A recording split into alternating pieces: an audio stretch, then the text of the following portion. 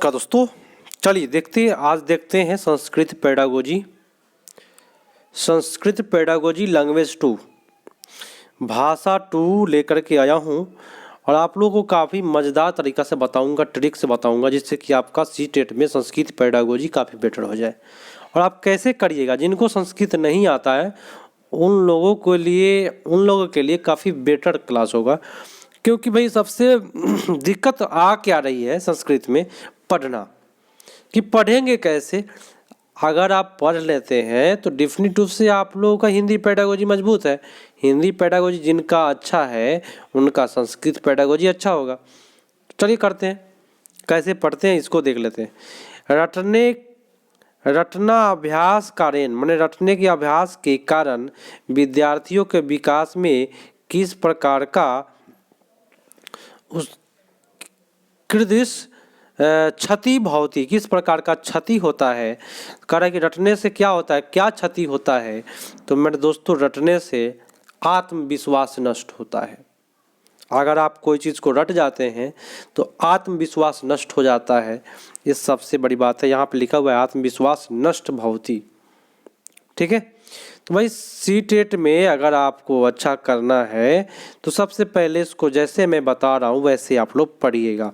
जैसे कि लिखा हुआ है कि भाषा शिक्षण के संदर्भ में आज्ञानात्मक पद्धति बताना है। और आपको हिंदी पेडागोजी आता है आज्ञानात्मक पद्धति की उदाहरण से नियम की ओर, तो जहाँ भी होगा वही करेंगे।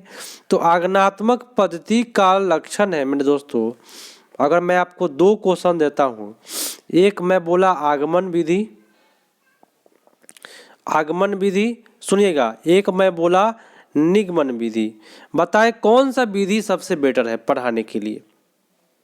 आप लोग टीचर बनने जा रहे हैं तो आपका एक माइंड टेस्ट करता है सीटेट, तभी आप टीचर बन पाइएगा। तो आगमन विधि बेटर होता है कि निगमन विधि? आगमन विधि। तो भाषा के संदर्भ में वही क्वेश्चन पूछ रहा है, आगमन पद्धति का लाभ बताना है। तो आगमन पद्धति का लाभ है कि बच्चा कभी भी नहीं रटता है। आगमन विधि में विद्यार्थी रटना अभ्यास न कुर्वन्ति, मतलब कभी भी विद्यार्थी रटने का काम आगमन विधि में नहीं करता है। ठीक है, चलिए आप लोग उत्तर देते चलिए और मिलाते चलिए कि आप 15 में कितना सही कर पा रहे हैं।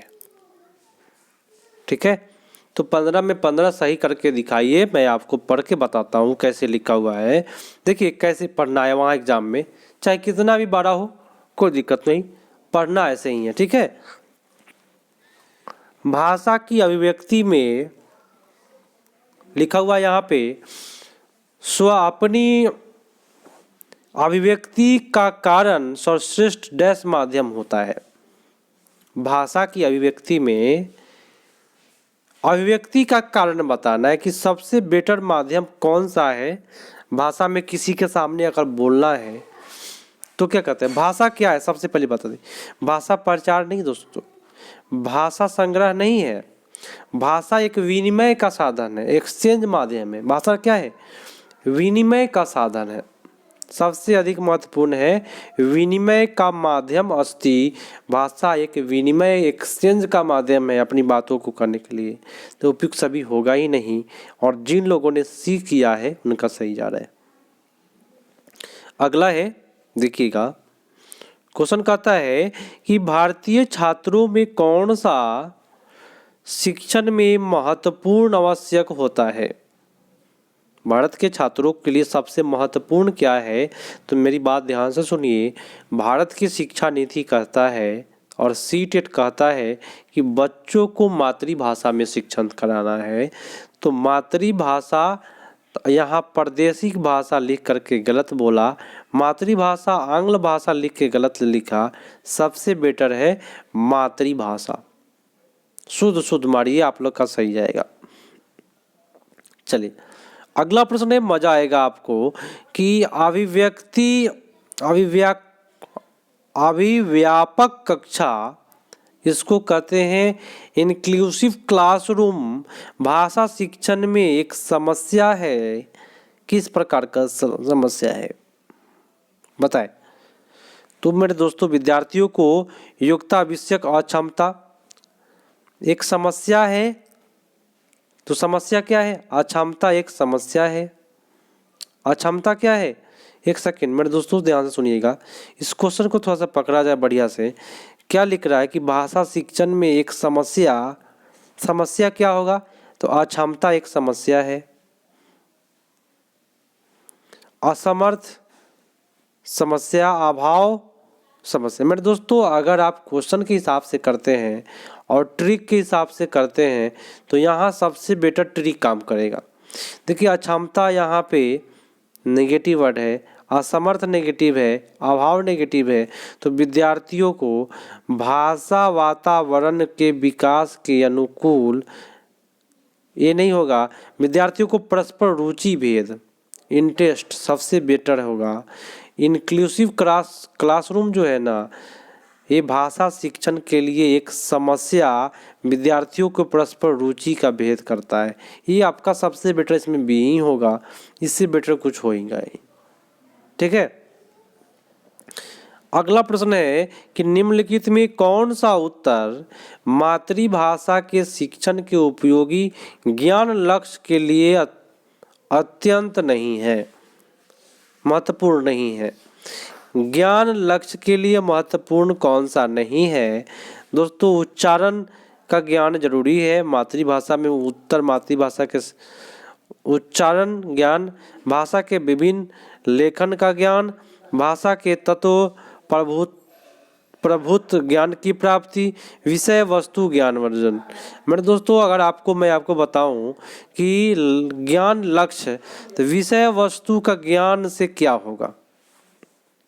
ठीक है, विषय वस्तु का ज्ञान से कुछ नहीं होने वाला है। नेगेटिव बात बोला, आपका उत्तर डी पर चला जाएगा। अगला प्रश्न है निम्नलिखित में कौन सा पद्धति शिक्षण पद्धति है उचित है ना? शिक्षण पद्धति है ना, टीचिंग मेथड जो है वह सबसे बेटर बताना है, उचित बताना है कौन सा है। दोस्तों चयन वाला अच्छा नहीं होता है। रुचि पद्धति कुछ हद तक सही जाता है, प्रेरणा सही जाता है। तो चयन गलत हुआ, दो सही जा रहा है। तो रुचि की प्रेरणा बताए। तो मैं आपको बता दूं ये टीचिंग मेथड में प्रेरणा पद्धति आता है, रुचि पद्धति नहीं आता है। याद रखिएगा टीचिंग मेथड में मोटिवेशन मेथड आता है। मोटिवेशन अगर आपको मिल रहा है तो एक टीचिंग मेथड है और आपका ये सही जाएगा। ठीक है, अब कह रहा है कि भाई भाषा के दृश्य श्रव्य सामग्री उपयुक्त भौती। दृश्य सामग्री क्या उपयुक्त है? दृश्य श्रव्य सामग्री, श्रव्य मेरे दोस्तों सुनिएगा, दृश्य माने देखना, श्रव्य माने सुनना। देखना सुनना टेलीविजन हो जाएगा। तो टेलीविजन में शुद्ध उच्चारण, शुद्ध लेखन, शुद्ध पठन ये सब आता ही नहीं है। इनमें से कोई नहीं, आपका उत्तर डी पर चला जाएगा। ठीक है, चलिए अगला प्रश्न पर आते हैं। क्वेश्चन कहता है सुनिएगा कि उपचारात्मक शिक्षण पद्धति बताना है। तो उपचारात्मक शिक्षण पद्धति पूछता है तब व्यतिक्रमण समस्या प्रस्तुत करेगा। उपचार करने वाली बात, तो उपचार करने से क्या होता है बताए? उपचार करने से क्या होता है? तो उपचार करने से डायरेक्ट मैं आंसर पर आता हूं, समस्या समाधान में सफलता की प्राप्ति। यही ना होगा। उपचारात्मक शिक्षण पद्धति का अगर आप प्रयोग करते हैं तो डेफिनेट रूप से समस्या समाधान की सफलता में प्राप्ति होगी। आपका उत्तर सबसे बेटर डी पर जाएगा। चलिए, यदि कोई छात्र विराम चिन्ह के कौशल वर्धन में शिक्षित है तो वह क्या है? माने अगर आप एक टीचर है और आपका एक बच्चा विराम चिन्ह का सही प्रयोग कर रहा है, ध्यान से सुनिएगा, तो जो बच्चा सही प्रयोग कर रहा है विराम चिन्ह का, तो डेफिनेट रूप से वह शुद्ध लिखेगा। ठीक है, लेखन शुद्धता प्राप्स्यन्ति।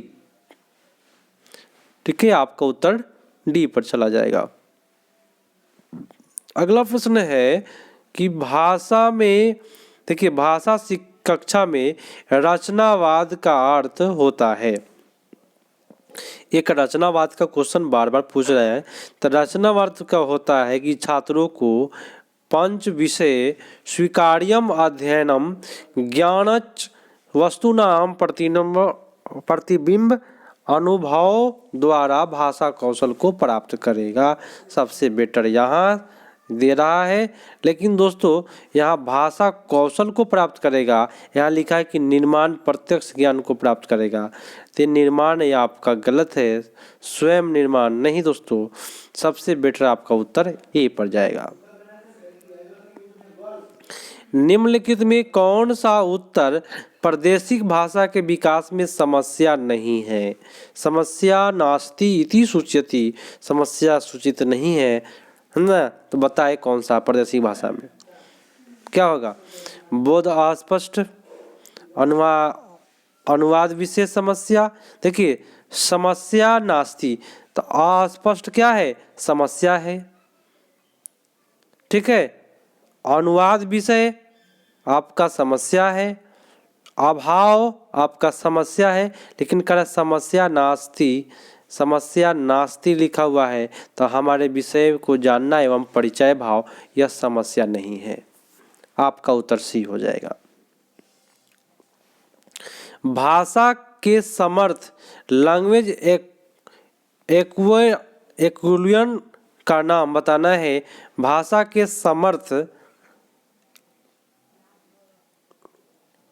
बताना है, भाषा के समर्थ का नाम बताना है। क्या होगा? देखिए व्याकरण विश्लेषण में बोध में एक पद्धति है, गलत बात बोला। मानवगत सहज प्रक्रिया के कारण भाषा अन्यायपूर्ण एक प्रक्रिया केवलम गलत जाता है, तो वह क्या होगा? वातावरण के निर्माण के अनुसार बालकों को मातृभाषा में कराएगा, तो मातृभाषा आपका सबसे बेटर होगा। भाषा में समर्थता का नाम क्या है? तो उसको मातृभाषा में सबसे बेटर जाएगा।